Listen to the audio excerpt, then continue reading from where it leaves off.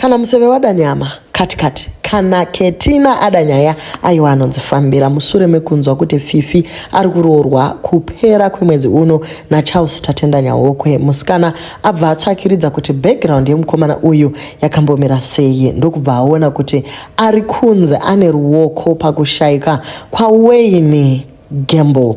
Vakomana vakatobuda on bail mushure mekunge rufu rwemwana uyu rusina kunyatsa kuexplainiwa kuti zvakafamba sei. Iko zvino yangova justice for Wayne. Welcome back to the channel. Please don't forget to like and subscribe.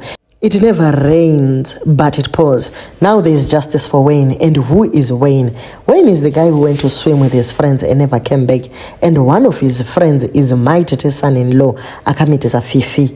Ari kufanira kurora mandende. Now pane nyaya iyi mandende inogona kukwana vakomana vatombopinda muchikurubi, asi Fifi achazoita zvakare single mother. Kochiko vedwe, sometimes it is advisable to keep our private lives private, because vanhu guys, they have enough time, they have energy to google you. Hatisi kuti zvakaitiwa kuna Wayne Gamble zvakanaka, but tungotaurawo kuti nyaya iyi yazobuda sei kusvika patava nhasi. So a bit of background on this story. So Wayne Gamble akawanikwa akafa mupool at Baobab B&B in Highlands on 28 September 2024.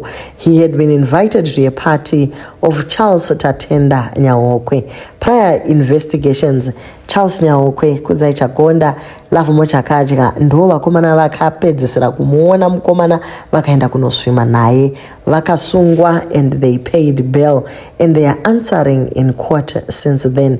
Next court date ravo is 20/07/26 rakatodarika kuswera nezuro. They had been friends for 8 years.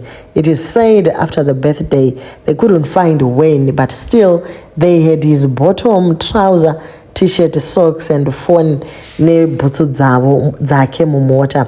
They said hapana chavakataura actually to the family until the following morning.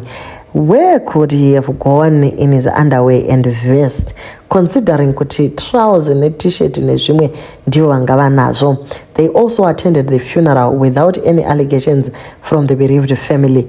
As soon as it was confirmed kuti nyaya iyi yakanga iri yekuurawa kwemunhu, ndo pakabva pangotangira mabororo. It remains a question to his friends and family that only Charles, Kudzai, Lovemore and Wayne went swimming.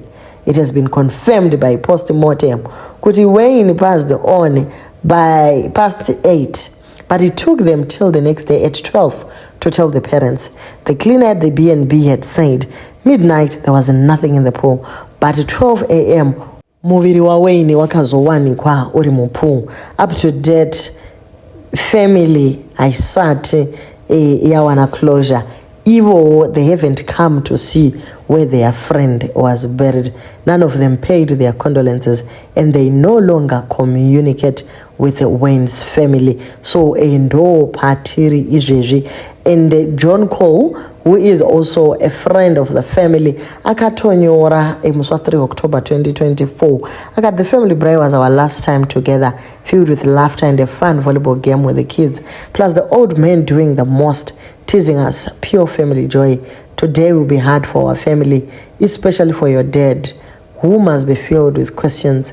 As we say our final goodbyes, we remember the love and happiness you shared. Rest in peace, Wayne Gamble. So ndo pakazoburitswa ma-autopsy akaratidza kuti nyaya yacho iri kunzi mukomana akasuffocata. Mumalungs ake makanga musina mvura zvachose, kureva kuti akatanga aurawa ndokuzokandigwa mumvura. Manetizens ari kubvumirana nazvo akati yes, justice for Wayne. Uye pane masocialites akawanda atotanga the movement justice for Wayne. But nyaya iri kunetsa ndeyekuti how convenient why now nyaya Wayne yakutanga kusundwa haisi nyaya ere kuda kudhirela mwana angagara akuda kuchata ruvengo rwako runenge ruchapinza vanhu vasinawo maka panyaya iye nyaya dzakadai dai tasira vemitemo cause by careless talk munogona kuzopinza vasina maka munyatwa regai vemitemo vaite basa ravo izvi zveplaying detective makazviwana kupi hanzi munhu akasafoketa abude ropa imika imi obvious he fought before afa maybe akakuvara asati afa fighting for upenyu hwake ngatisiyirei vemutemo vaite basa ravo except you are saying they failed their work icho kwadi vanogona kuva vakatofaila basa because it's been how many years vachikoniwa kungoziva kuti mwana akawanikwa neye. I still remember kuchinza haana kuurawa but anga kadhakwa akawira mvura but we all know kuti you are doing this because the boyfriend ya Fifi was there and I have a friend ya Wayne. My Zim people, let's do justice for Mbedzi. Tisatambisirwe nguva nevanhu vanongofunga kudestroy life yevamwe just because evil they are cursed. Nyaya iyi payakaitika ndakatongoona kuti pane zvaiitwa Wayne but vabereki why do we protect Mondi nyangwe ari mwana wako because acharamba achizviita achiti munomukavhira ende ngozi yacho inotevera imimi vemhuri munokavhirira chiko mwana kana achinge angoita zvakashata ngaaburitswe aende kune vemutemo chasara ndechekuti Mondi iyoyi ikuurayei muri mumba imomo. Asi vamwe vari kungoti tanga waita justice kumba kwenyu iwe Ketina why uchimirira mumwe munhu pese apa wanga wakanyarara uri lawyer irewe wakutoti bowa iwe hapana chaunogona kugadzirisa tanga yematsvaga ana baba venyu muvazive woda kutongotevera nyaya dzevanhu basa rekutuka amai tiri kuda justice kumunhu wawakaurayiwa kuchipinge zvakarehwa namai vako ende icho kwadi mai havangakunyepere tanga wapedza dzako. You guys tanga imaziva kuti mutemo unoti as long as the case went through the courts pane section nemutemo uri kuva protect.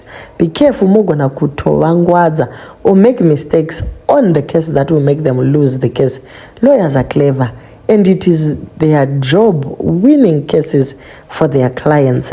Ndo zviri kutaurwa apa kuti dema mbomira ana Ketina musarambe muchitaura nyaya iyi but pamwe pacho unenge uchati mainde tikanyarara kuti nyaya yedu ichazombosumudziwa mumatare aiwa zvoda kuti padiniko nyaya yekwa Livingstone wekutsonzouya yakazongopera hatina kuzombonzwa kuti mukuru wechikoro akazombosungwa here kana kuti zvakadii. Pane nyaya yevana vekuwanikwa zvakare mubhutu muya vakazomboenda nekupi dzimwe nyaya dzinongoperera murodhi kwozoita Owen uya weku MSU uya yakamboita zvakare justice for Owen ozoona kuti vanhu vakaramba vongonyararazve hapachati here.